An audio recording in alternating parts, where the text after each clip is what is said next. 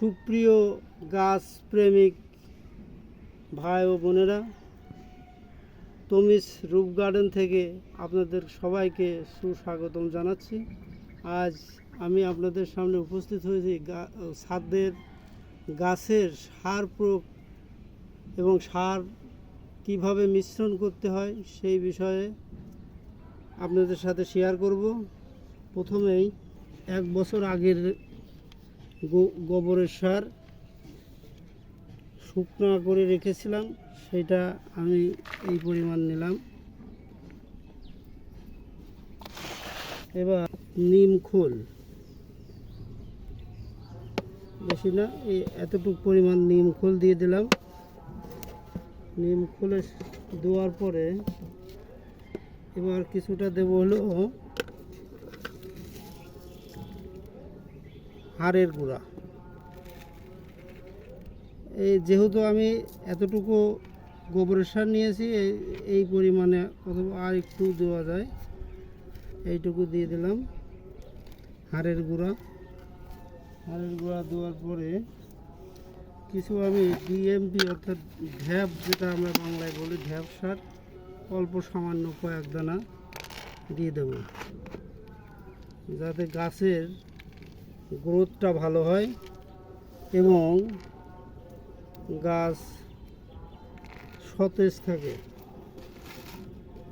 এরপরে আমরা দেব হলো কিছু পরিমাণে ফসফেট। এটা গাছের শিকড় বৃদ্ধিতে সহায়তা করে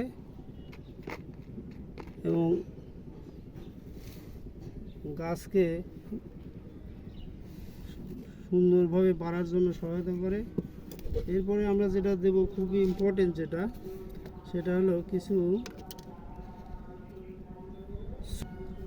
গাছের ছত্রাকের আক্রমণ থেকে যাতে অল্প পরিমাণে কিছু ফাঙ্গিসাইড দিয়ে দিলাম, আর একটু দেওয়া যায়। তাহলে আমরা যেটা থেকে এটা নিলাম হলো সার, তারপরে নিম খোল, হাড়ের গুঁড়া, ঢ্যাপ সার, আর হলো ফসফেট এবং কিছু হলো ফাঙ্গিসাইড দিয়ে এবার সুন্দর করে এটা এভাবে মিশিয়ে নেব। মিশিয়ে নেওয়ার পরে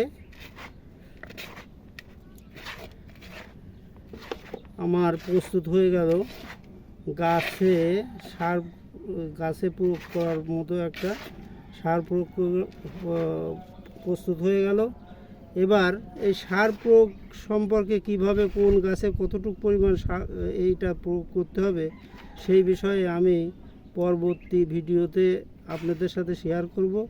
সবাই ভালো থাকেন, সুস্থ থাকেন এবং আমার এই ভিডিওটা যদি ভালো লাগে তাহলে লাইক কমেন্ট করে আমার পাশে থাকবেন, এই আশাবাদ ব্যক্ত করে সবাইকে ধন্যবাদ দিয়ে আজকের মতো শেষ করছি। ধন্যবাদ।